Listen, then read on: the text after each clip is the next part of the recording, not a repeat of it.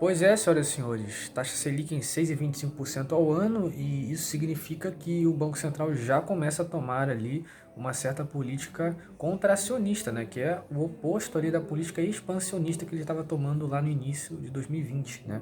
Patamares nunca vistos, né? A inflação também beira não, já passou, né, dos dois dígitos, né? Tá aí 10% ao ano, 10, alguma coisinha, né? 10% ao ano. Fui impreciso, né? Não, na verdade não passou dos dois dígitos, está nos dois dígitos, né? 10, alguma coisa aí. E a inflação de setembro, cara, já anunciada, passou dos 1%, isso mês a mês, né? Então, foi o pior setembro desde o lançamento do Plano Real, né, em 94. E, cara, isso é gravíssimo. Tudo bem que o mundo está vivendo ainda, né, os resquícios aí da pandemia, resquícios do caramba, né? Alguns países aí ainda estão enfrentando aí subida na curva de mortes, descida, subida, e fica nisso, né? Fica nisso. E isso tem muito a ver, sabe com o que, gente? Com o fiscal do país. O fiscal aqui no Brasil tá arregaçado, tá horrível. A gente tinha, né, de receita primária, né, do resultado primário do governo federal em 2014, esse resultado ele era positivo. O que ao pé da letra significava que o governo ele conseguia manter as contas em dia, ele conseguia pagar ali todo mundo sem dever ninguém, ou seja, o governo ele gastava menos do que ele arrecadava. E isso era ótimo, era excelente, as contas fechavam no azul, no positivo. De 2014 para cá, as contas só vinham fechando no negativo, e isso não foi recuperado até hoje. Na verdade, isso piorou. Tem porcentagens ali relativas do PIB, né? Para 2020, cara, para 2020 o déficit primário, que primário porque não leva em conta a questão da dívida pública, né? Chegou, cara, a 20% do PIB negativo. Cara, é muita coisa.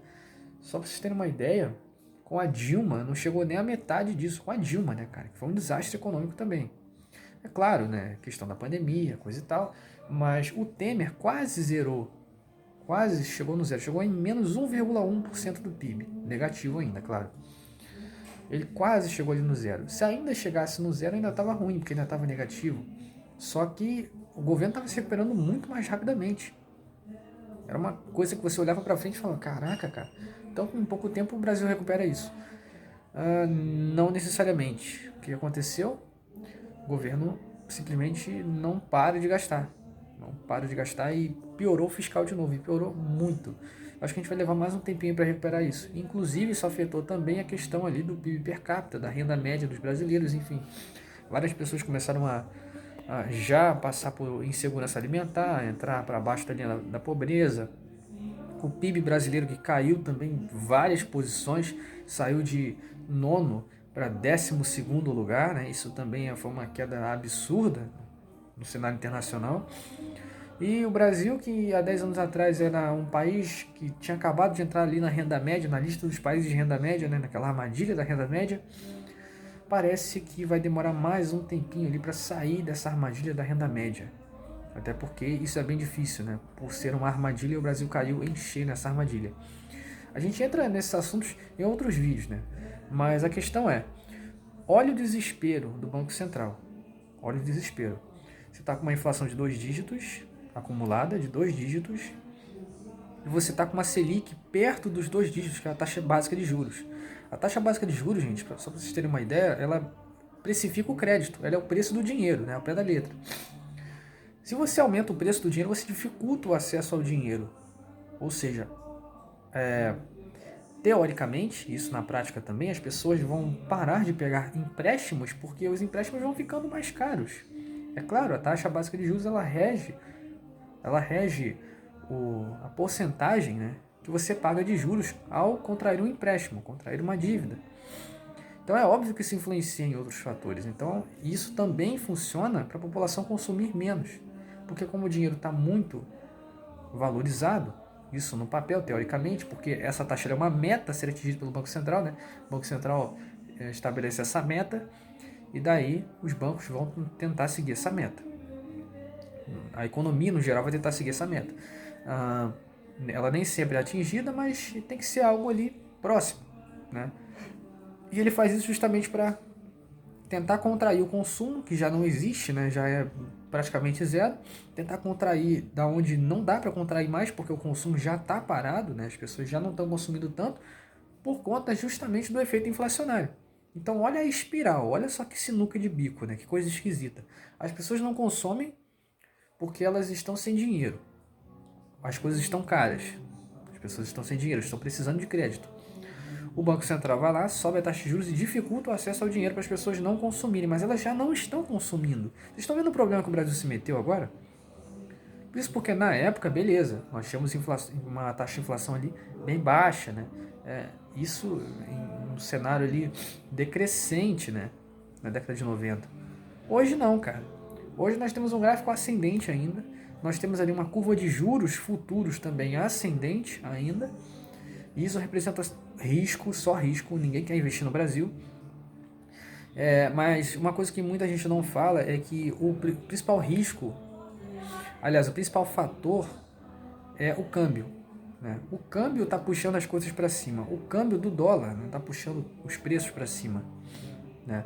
Porque o Brasil ele utiliza essa política. Né? O Brasil ele vai precificar as coisas ali em dólar. Na verdade, qualquer país faz isso. Mas a gente estava como referência o dólar norte-americano. E daí quando nós temos a subida do dólar, evidentemente a inflação aqui brasileira acompanha, a inflação cambial vai acompanhar. Por que isso acontece, João?